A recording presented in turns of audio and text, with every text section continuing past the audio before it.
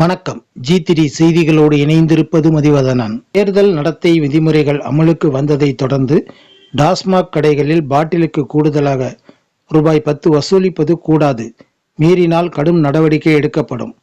மாவட்டத்தில் கிராவல் குவாரிகளுக்கு அனுமதி கிடையாது. சிவகங்கை மாவட்ட ஆட்சியரும் தேர்தல் அலுவலருமான பொற்கொடி அறிவித்தார். அட்டவணை வெளியிடப்பட்டுள்ளது.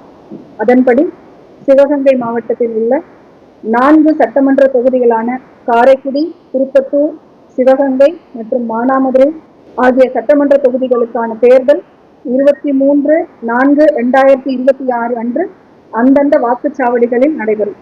தேர்தல் அட்டவணையின்படி நம்முடைய மாவட்டத்தில் தேர்தல் அறிவிப்பு வெளியிடப்பட்ட 15/3/2026 நாள் முதல் மாதிரி நடத்தை விதிகள் அமலுக்கு வந்துள்ளன.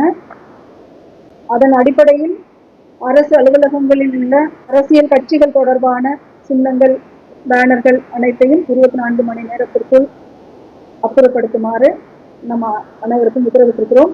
அதே மாதிரி பொது இடங்களில் இருக்கும் அரசியல் கட்சிகள், சின்னங்கள் போன்றவை அனைத்தும் 48 மணி நேரத்திற்குள் அப்புறப்படுத்தப்படும். தனியார் இடங்களில் இருப்பவை அவர்களின் அனுமதியோடு 78 மணி நேரத்திற்குள் அப்புறப்படுத்தப்படும்.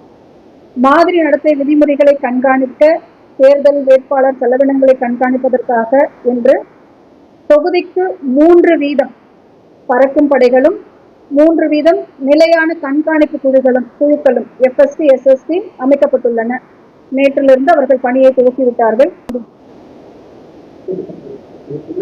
கண்டிப்பா பண்ண மாட்டாங்க சார், நடவடிக்கை எடுக்கப்படும். G3 செய்திகளுக்காக திருப்பத்தூர் செய்தியாளர் ரவி.